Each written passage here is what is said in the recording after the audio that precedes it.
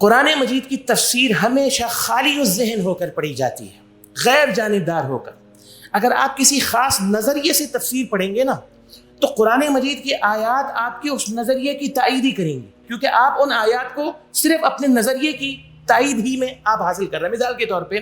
قرآن مجید کی ایک آیت ہے، اللہ تعالیٰ فرماتا ہے وَإِذَا قُرِئَ الْقُرْآنُ فَاسْتَمِعُوا لَهُ وَأَنصِتُوا لَعَلَّكُمْ تُرْحَمُونَ، کہ جب بھی قرآن مجید پڑھا جائے خاموش رہو اور توجہ غور کے ساتھ سنو اور خاموش رہو تاکہ تم پر رحم کیا جائے۔ اب اگر ایک شخص نماز کے اندر فاتحہ امام کے پیچھے پڑھنے کا قائل نہیں ہے، ٹھیک ہے، اور وہ قرآن مجید کی آیت کو اس ایک خاص نظریے سے پڑھے گا تو یہ آیت تو اس کے نظریے کی تائید میں ہے، اس آیت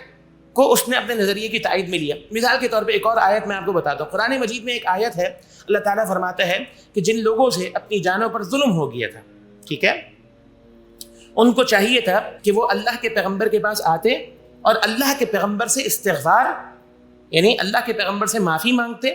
اللہ کے پیغمبر ان کے لیے اللہ سے معافی مانگتے تو وہ اللہ کو معاف کرنے والا بناتے۔ اب ایک شخص کا عقیدہ یہ ہے کہ جی اللہ کے پیغمبر دنیا سے رخصت ہو گئے ہیں، آپ کا انتقال ہو گیا ہے دنیا سے، صلوات اللہ وسلامہ علیہ۔ اب ایک شخص اس بات کا قائل ہے کہ جی قبر پر جا کر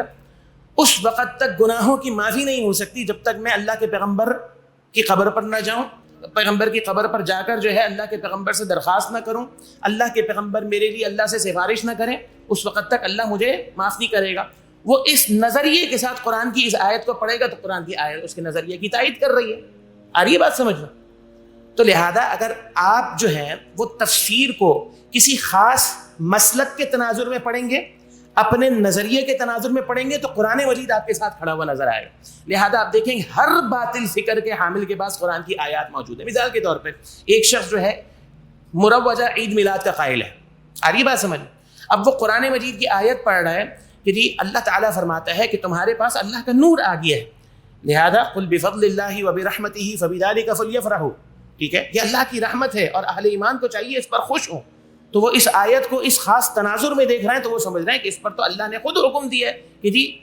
خوش ہونا چاہیے، لہذا ہم خوشیاں منا رہے ہیں۔ سمجھ میں آ رہی ہے بات؟ تو ہمیشہ یاد رکھیں تفسیر کو جب پڑھنا چاہیے تو خالی الذہن ہو کر پڑھنا چاہیے، یہ نہیں کہ جو نظریہ میرا ہے مجھے اس کی تائید میں آیات مل جائیں یا اس کی تائید میں مجھے جو ہے نا وہ دلائل مل جائے، نہیں، بلکہ میں قرآن مجید کو پڑھوں اور قرآن مجید جو نظریہ مجھے دے رہا ہے میں اس نظریے پر اپنے نظریات کو ڈیولپ کروں، ان کی بنیاد رکھوں۔